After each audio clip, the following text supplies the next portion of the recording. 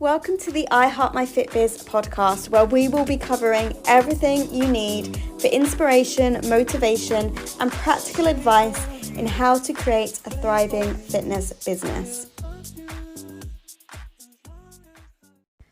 Welcome to this week's episode and a brand new season of I Heart My Fit Biz, the podcast. This week, we are talking about setting goals and why it won't bring your fitness business success. And the reason why we're talking about this week is obviously it's a new year. You may have set some resolutions and some goals for your fitness business.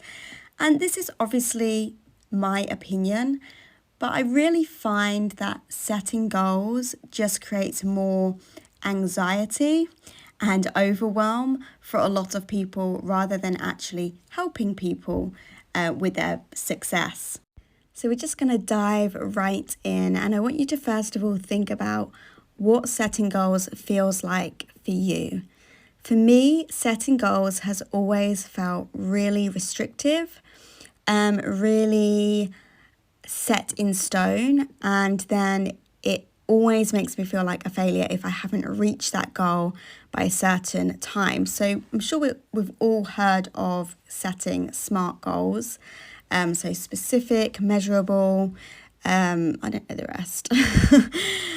But it's always about being specific and having this time limit on it, and it just feels really restrictive.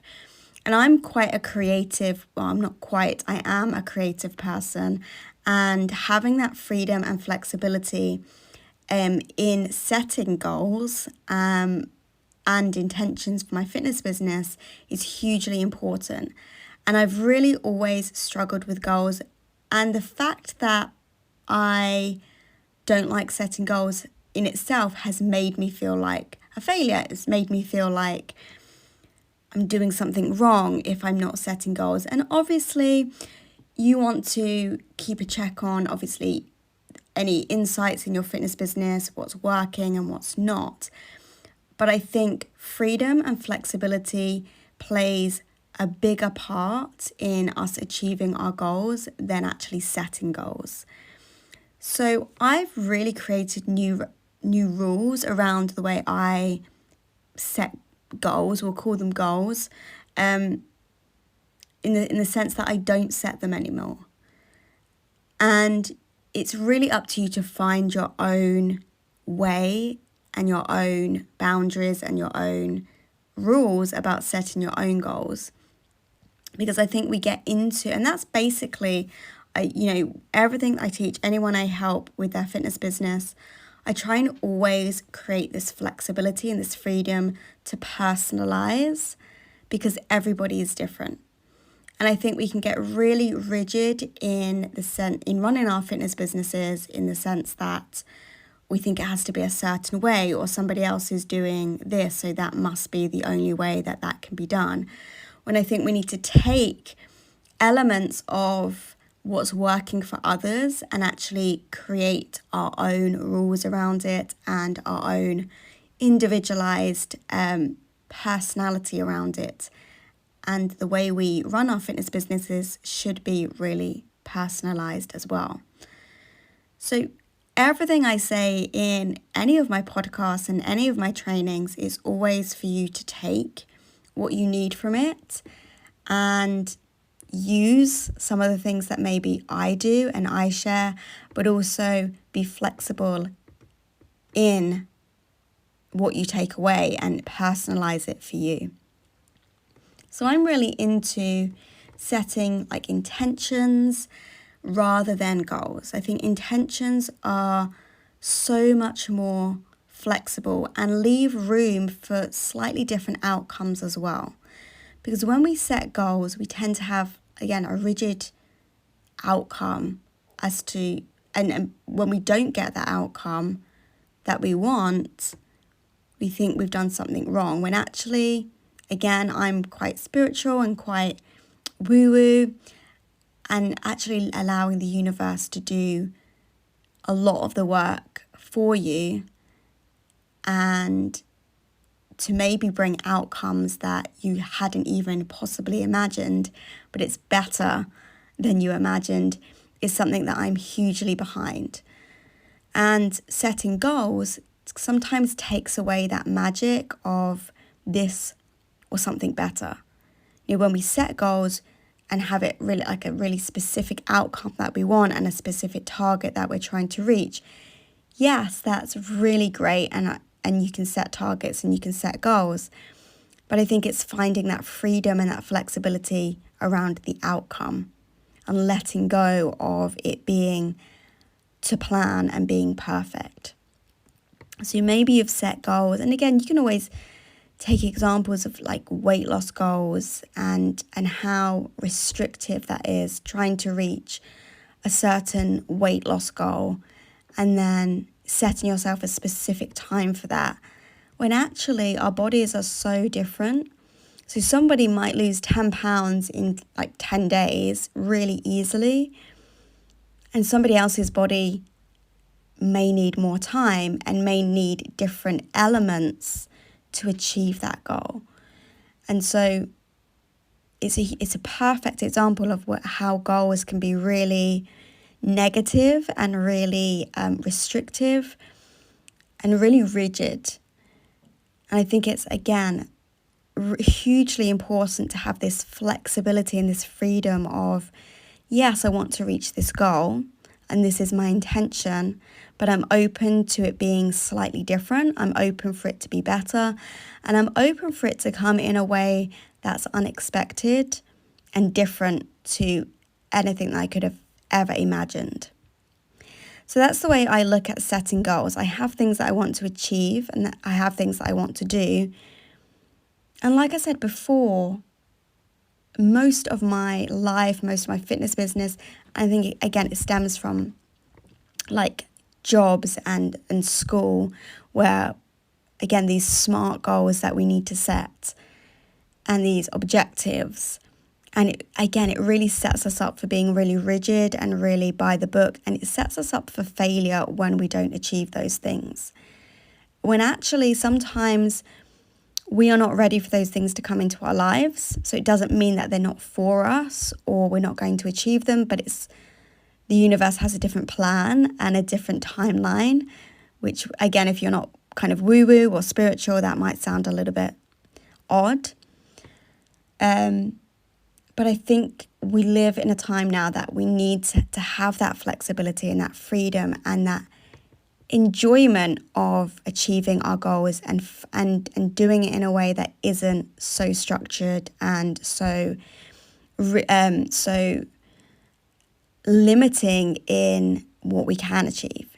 Because we might set a goal to achieve a certain amount of income in our fitness businesses, but maybe we haven't got the capacity to support that income. Maybe we haven't set things in place to be able to welcome that income in.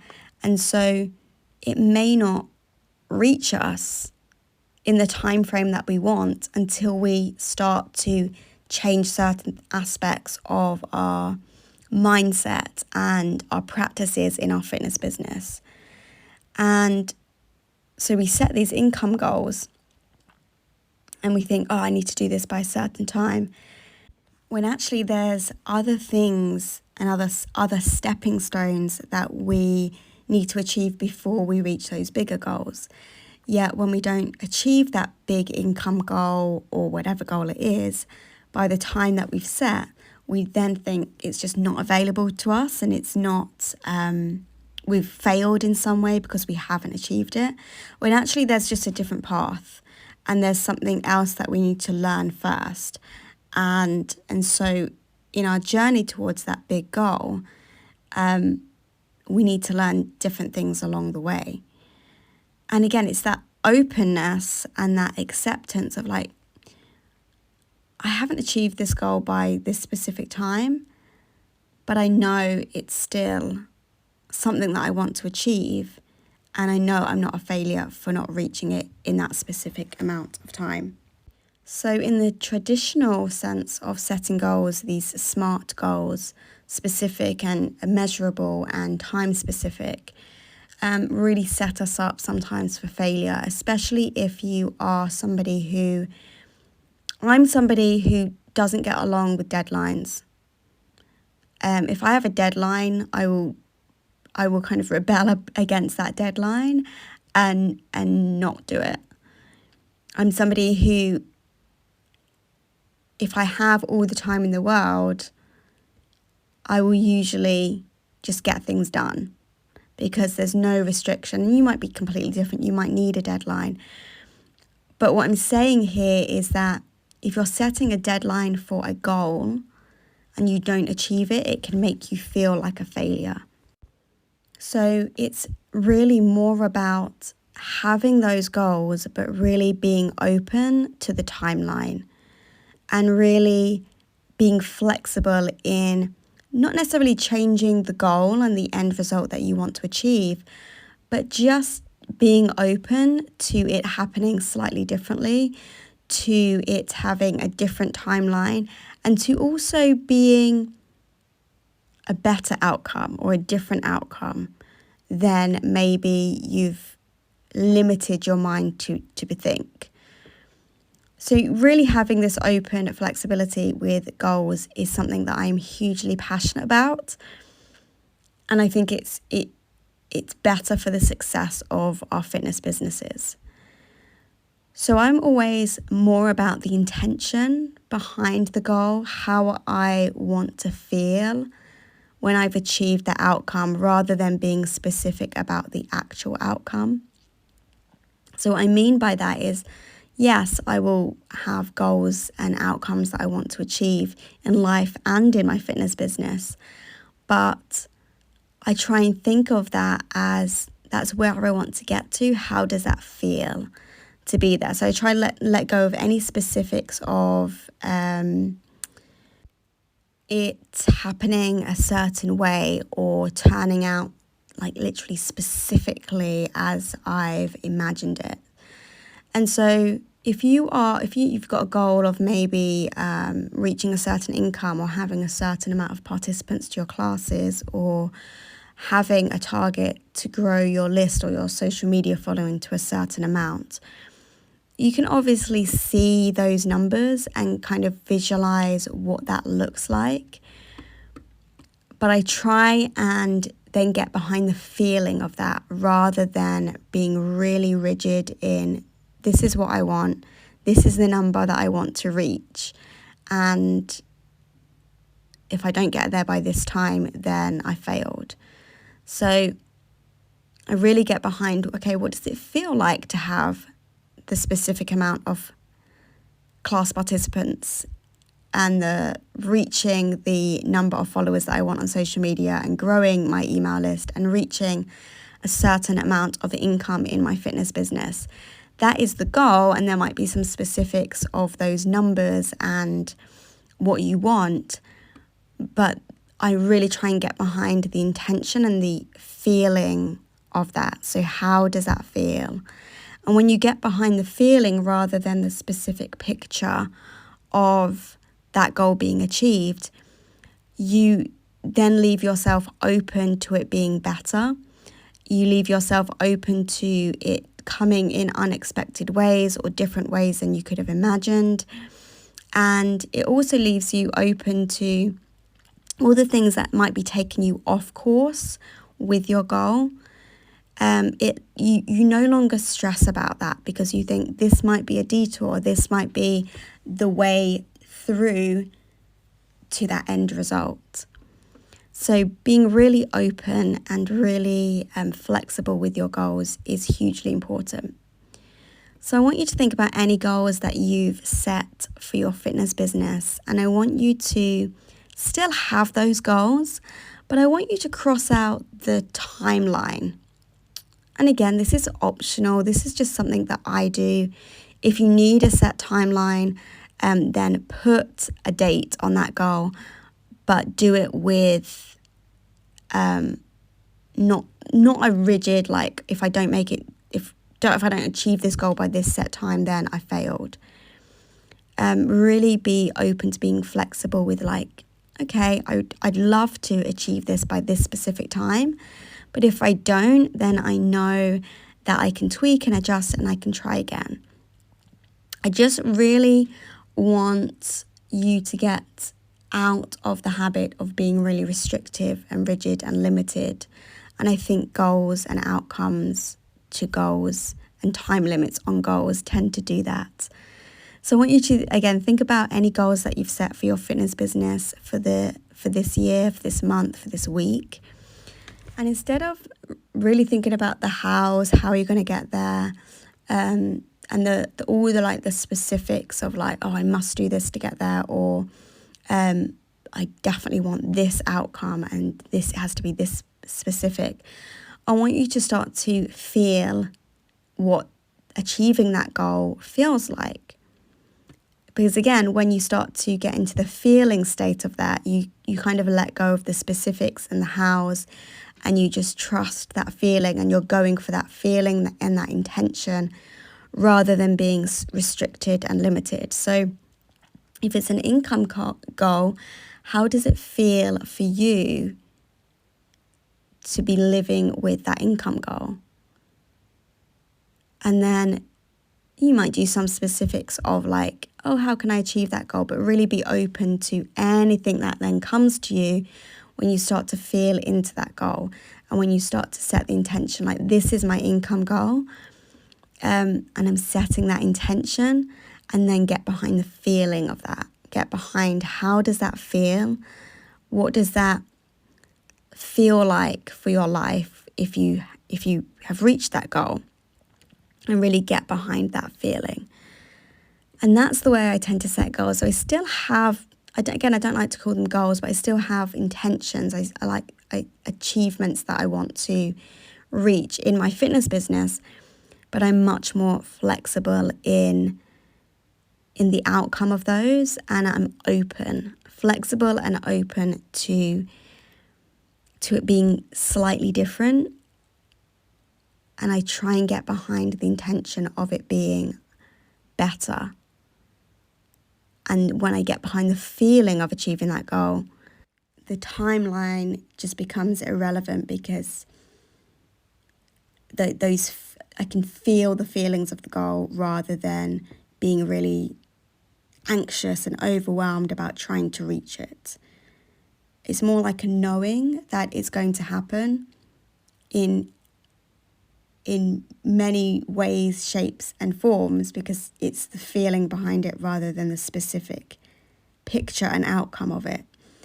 And then it just leads you to being more open to taking actions that maybe you wouldn't have thought of if you were thinking about the how, and if you were thinking about the really specifics of the outcome that you want. So be open, be flexible, and get behind the feeling of the intentions of your goals.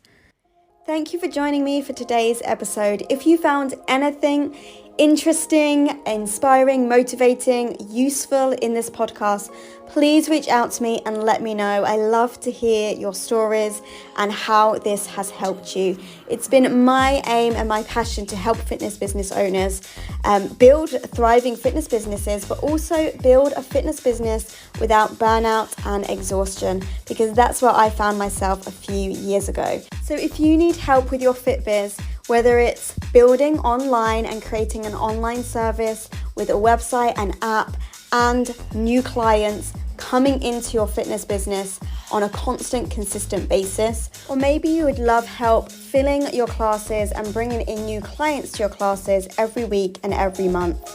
Maybe it's social media that you're struggling with in terms of promoting your fitness business. Whatever it is, I think I can help. I have the I Heart My Fit Biz Members Club, which is full of tutorials and masterclasses that's going to help you with a great fitness business mindset and practical tools that you can implement in every area of your fitness business. Or maybe you're teaching 20 plus classes per week and you're burnt out and you're exhausted like I was a few years ago, and you need help taking your fitness business online so you can bring in an online income stream without teaching a single class.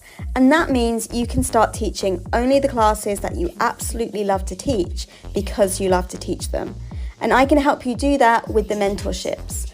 We have group mentorships, one-to-one mentorships, and premium mentorships where I do the techie stuff for you. So I will add all the links below if you are looking for more help in creating a thriving fitness business.